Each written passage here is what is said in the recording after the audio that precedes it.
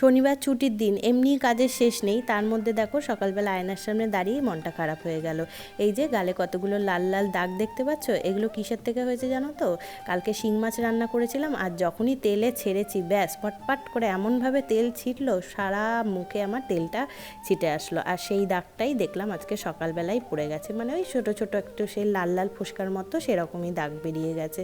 মনটা সকালবেলাই খারাপ হয়ে গেল। তো কী করবো বলো তো, মন খারাপ নিয়ে বসে থাকলে তো আর হবে না। যেহেতু ছুটির দিন, সবাইকে সকাল সকাল জলখাবার দিতে হবে। আর আজকে জানো জলখাবারে করব আলু চচ্চড়ি। হ্যাঁ, আগের সপ্তাহ আলু চচ্চড়ি তোমাদের ভিডিও দিয়েছিলাম, আবার বলবে আলু চচ্চড়ি কী করবো বলো তো? যা গ্যাসের সমস্যা, এক একজনের এক এক যদি এখন জলখাবার করতে যাই, আমার পক্ষে সম্ভব না। আর যা গরম পড়েছে, এই আলু চচ্চড়ি করলে সবার মোটামুটি খাওয়া এই দিয়েই হয়ে যায়। আর লঙ্কাটা যেহেতু আস্ত দিয়েছি, যার যেরকম ঝাল সে সেরকম পছন্দ মতো খেয়ে নেবে। আর তার সাথে করছি রুটি, আর তার সাথে আম কেটে নেবো, শশা কেটে নেবো, ব্যাস ওই দিয়েই সকালে জলখাবার হয়ে যায়। আর একটু আলু চচ্চড়িতে একটু মিষ্টি মিষ্টি না দিলে হয় বলো তো? সামান্য একটু চিনি দিয়ে দিলাম, ব্যাস আমার কিন্তু এদিকে রেডি। আর এদিকে রুটিও করে নিচ্ছি। আচ্ছা, তোমরা জলখাবারে শনিবার বা রবিবার ছুটি ছাটার দিন হলে কি কি জলখাবার খেতে পছন্দ করো?